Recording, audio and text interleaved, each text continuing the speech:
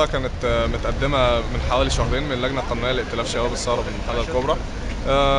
كانت قضيه ضد غلق مقرات الاخوان بالمحله خاصه، وهتبدا تعمم الدعوه بعد كده ان شاء الله. طبعا معروف ان الجماعه ديت جماعه محظوره لا تخضع لوزاره التضامن الاجتماعي، مصادر تمويلها مش معلن عنها او غير مكشوفه، بتمارس نشاطها بدون اي وجه قانوني في البلد. لذلك قمنا بتقديم هذه الدعوة للقضاء المصري، والنهارده تم من فترة تم إبلاغنا إن هيكون النظر في الدعوة النهارده، عشان كده إحنا جايين وبنعمل وقفة ضغط أو وقفة مساندة لهذه القضية. طب ايه الاحداث اللي حصلت يوم الخميس يوم الوقفه بتاع العيد؟ والله كنا مجموعة من ائتلاف شباب الثورة كانت بترسم جرافيتي. كان طبعا الجرافيتي ضد سياسات الجماعة وضد سياسات الرئيس محمد مرسي. تم التهجم علينا من بعض أعضاء حزب الحرية والعدالة وجماعة الإخوان المسلمين. وبالنسبة لي شخصيا تم مجموعة اتجمعت عليا وضربوني، وتم احتجازي في المقر عندهم جوه، وحاولوا يلفقوا تهمة ليا ان انا كنت بتعدى عليهم او كده، ولكن برضه تم اتهامهم بالتعدي علينا، وانتهى الموضوع بمحضر تنازل قصاد تنازل. ولكن احنا ان شاء الله مستمرين ضد هذه السياسات القمعية، ومش هنسمح بصناعة حزب وطني جديد. محمد انور عضو ائتلاف شباب الثوره الشراره بالمحله. احنا رافعين قضيه على جماعه الاخوان المسلمين لغلق المقرات الغير قانونيه المحظوره. جماعه الاخوان بتتكلم باسم الدين وباسم الله وبتتكلم باسم الشريعه، وهي ابعد عن دين ربنا سبحانه وتعالى. كل يوم عضو من اعضاء الجماعه بيكتشفوا ان هو في وضع مخل.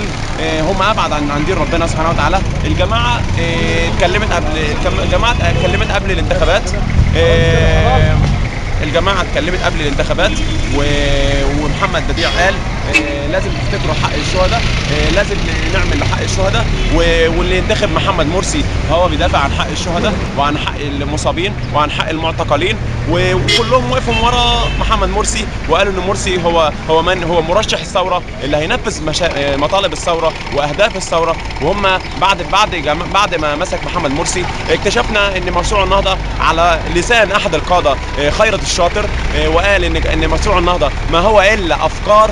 فحضرتك المفروض انا لو خدت كلامك بمحمل الجد ما خدتوش بمحمل الهزار زي ما حضرتك تقريبا بتهزر. لو انا خدته محمل الجد يبقى انا لازم اعاقبك وعاقبك بالقانون كمان، ان انت قلت في الدوله وقلت للناس ان انت معاك مشروع والناس انتخبتك على هذا الاساس، وبعد كده قلت ان مشروعك مجرد افكار وهميه ليس لها اساس من الصحه، وان حق الشهداء اللي حضرتك بتدور عليه كله ضاع على ايدك، بدليل انكم نزلتم جمعه 12 اكتوبر هي جمعه الحساب.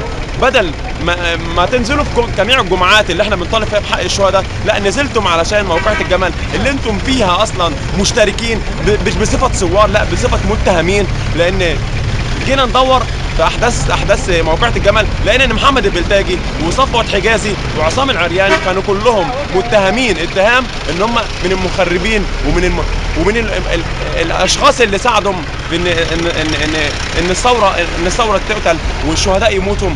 فاحنا بنطالب بغلق مقرات الاخوان، وبنطالب بغلق جميع مقرات الاخوان في جميع انحاء مصر، لان هي جماعه محظوره لا تخضع للقانون المصري، لا تخضع لوزاره التضامن الاجتماعي.